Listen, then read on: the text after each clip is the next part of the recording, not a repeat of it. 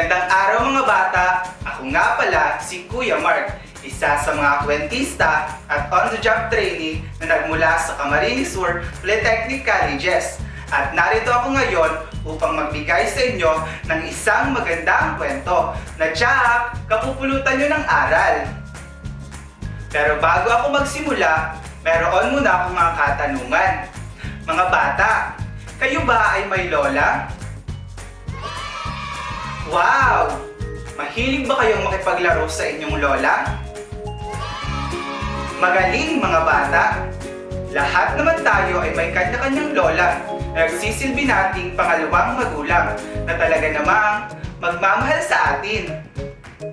Ang ating kwento ay may kinalaman sa isang batang mahilig makipaglaro sa kanyang lola na pinamagatang Nanay Sula na isinulat ni Emilio Charmaine Salazar at guhit naman ni Carlo Nino M. Arizala.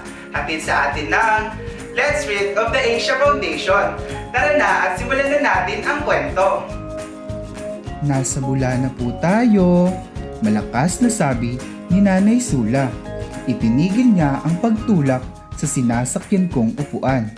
Driver siya sa laro namin ngayon. Isang beses, naging magsasaka kami ni Nanay Sula. Itinanim namin ang mga walis tingting at ilinim niya. Baka tumubo ka agad ang mga niyog natin, sabi ko. Si Nanay Sula ang mahal kong lola.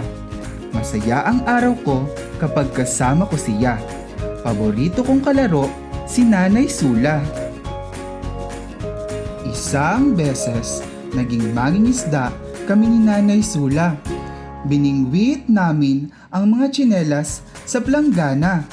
Nakabingwit na ako, Nanay, sabi ko sa kanya. Biglang itinapon ni Nanay Sula ang pamingwit niya. Wala na talaga akong pakinabang, umiiyak na sinabi niya. Kinausap siya ni Mama Lita at ipinakita ang mga litrato nila. Ang saya ni Nanay Sula, kaya inalok ko siyang magtago-taguan. Pakaalis ni Mama Lita. Tago-taguan, maliwanag ang buwan. Kanta ko upang makatago si Nanay Sula. 1, 2, 3, tinapos ko ang kanta. Hinanap ko si Nanay Sula. Pumunta ako sa kwarto, sala at kusina. Nalibot ko na ang buong bahay. Pero di ko mahanap si Nanay Sula. Ma, di ko mahanap si Nanay Sula. Umiiyak akong nagsumbong kay Mama Lita. Di namin mahanap si Nanay Sula kaya nagpatulong na sa mga tanod si Mama Lita. Bula, bula, bula, narinig kong isinisigaw. Si Nanay Sula yon, sabi ko kay Mama Lita. Doon sa crossing bula ay nagtatawag si Nanay Sula. Tumakbo ako upang yakapin siya. Salamat po, sabi namin sa mga tanod na tumulong sa amin ni Mama Lita. Pag-uwi namin, sinabi ni Mama Lita na may Alzheimer disease si Nanay Sula. Sakit daw ito ng mga tumatanda na tulad ni Nanay Sula. Neurons ang nagdadala ng mensahe sa utak natin, Ador.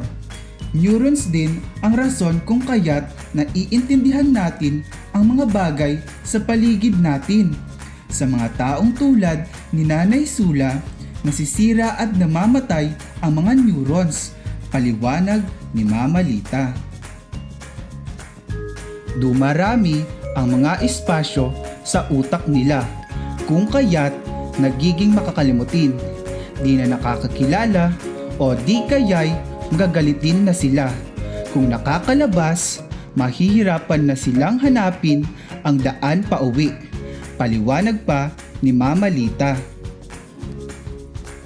Kaya pala, di na tinatawag ni Nanay Sula ang pangalan ko. Kaya pala, bigla na lang umiiyak at nagagalit si Nanay Sula. Kaya pala, di na nakabalik si Nanay Sula nang magtago-taguan kami. Marami palang nagbago kay Nanay Sula. Ngunit kahit marami ang nagbago, marami pa rin ang kayang gawin ni Nanay Sula. Simula noon, nakaisip ako ng bagong laro. Tuwing umaga, sinusuklayan ko si Nanay Sula. Pagkatapos ko siyang suklayan, sinusuklayan niya rin ako. Lagi ka pong magsuklay, Nanay, dahil napakaganda mo, sabi ko sa kaniya. Tuwing tanghali, waiter kami ni Nanay Sula. Inaayos namin ang baso, plato at kutsara sa mesa. Ang galing mo, Nanay! Tama ang pagkaayos mo, sabi ko sa kaniya. Tuwing hapon, nagigi kaming taga-alaga ng itik ni Nanay Sula. Inililibot namin ang mga itik papunta sa kulungan nila. Ang galing mo, Nanay! Napabalik mo ang itik sa kulungan nila, sabi ko sa kaniya. Tuwing gabi, magkekwentuhan kami ni Nanay Sula. Kahit pa ulit-ulit, nakakatuwa pa rin ang kwento niya. Ang galing mo, Nanay, di mo yan nakakalimutan, sabi ko. Isang beses, tinanong niya ako kung ano naman ang lalaruin namin. Doktor naman po, Nanay, ang sunod, sabi ko sa kaniya. Sa susunod, Dokador na po ang itatawag ninyo sa akin, sagot ko sa kaniya. Dahil yon ang gusto ko paglaki ko. Ibang klase na ang mga laro namin ni Nanay Sula. Gumaganda pa rin ang araw dahil kasama ko siya. Si Nanay Sula pa rin ang paborito kong kalaro. Mga bata, kailangan nating pahalagahan ang ating mga lola, lalong-lalo na sa oras na kailangan na nila ng pag-aalaga at gabay natin. Anumang sakit ang dumaan sa atin, hindi mawawala ang pagmamahal at pag-aaruga ng isang anak sa kanyang magulang. At dyan nagtatapos ang ating kwento ngayong araw.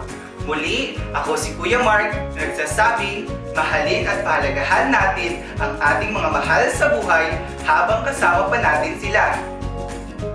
Huwag kakalimutang mag-follow, like and subscribe sa aming Facebook page at YouTube channel para sa iba pang kwento na tiyak kapupulutan nyo ng aral. Hanggang sa susunod na kwento, paalam!